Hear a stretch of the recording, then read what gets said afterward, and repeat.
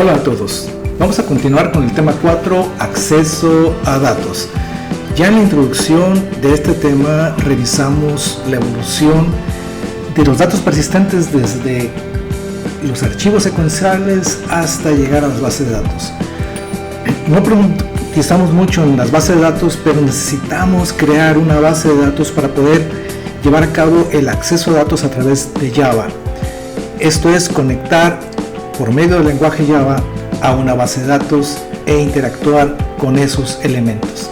¿Qué quiere decir? Que podemos insertar datos en una tabla de la base de datos, modificar los datos, eliminar los datos o visualizar, simplemente seleccionar qué datos queremos revisar. Todo esto a través de un gestor de manejador de base de datos. Ya revisamos qué es una base de datos, qué es un gestor de base de datos. Revisamos algunos, supimos qué es el SQL, que es el lenguaje para manejar bases de datos relacionales. Vimos dos elementos o dos gestores de base de datos, como es el MySQL y el SQLite, y de ahí escogimos el SQLite como el elemento que nos va a permitir hacer los ejemplos de base de datos en nuestras prácticas.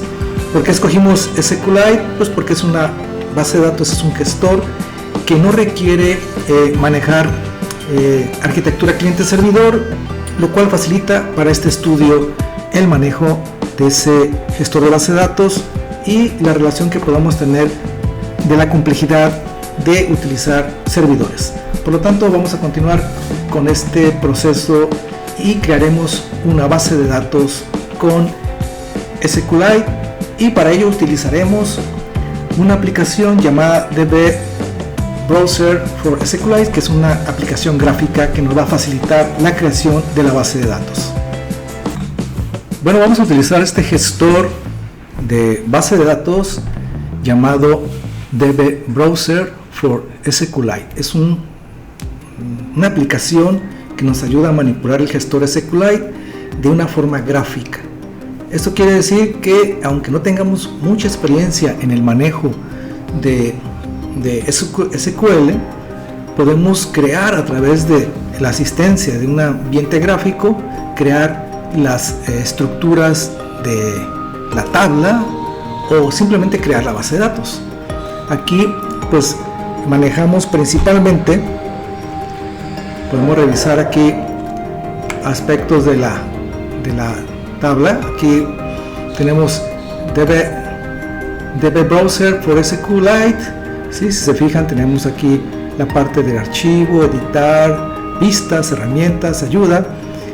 Este botón nos permite crear la base de datos, una nueva base de datos para estructurarla, para crear la estructura. Estamos ahorita en la pestaña de estructura, podemos hacer una revisión de las bases de datos, editar y ejecutar SQL, algunos scripts de SQL, pero vamos a irnos directamente a crear la base de datos. Entonces pulsamos nueva base de datos y nos remite en este caso nos remite a lo que sería nuestro explorador de archivos para buscar una carpeta donde almacenar la base de datos. Yo ya tengo una carpeta aquí especificada. Esta carpeta base de datos ejemplo, y aquí en esa carpeta base de datos ejemplo podemos crear nuestra base de datos. Vamos a poner base de datos gestión académica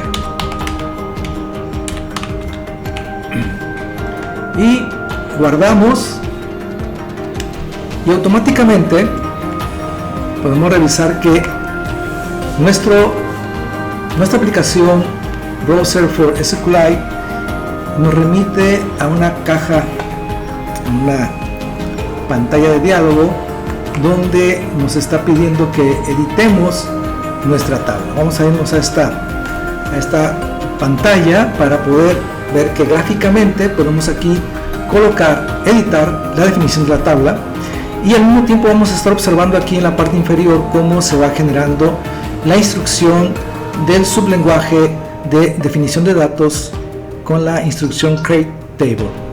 Entonces, en la tabla le vamos a poner estudiantes,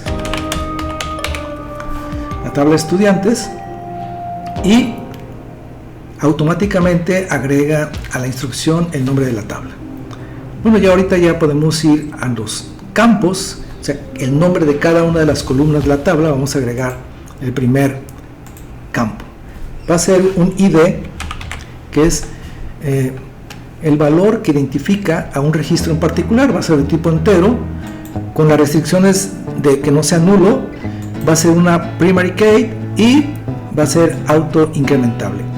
Al momento de estar llenando los datos en la parte gráfica, se va generando automáticamente la instrucción en línea de comandos.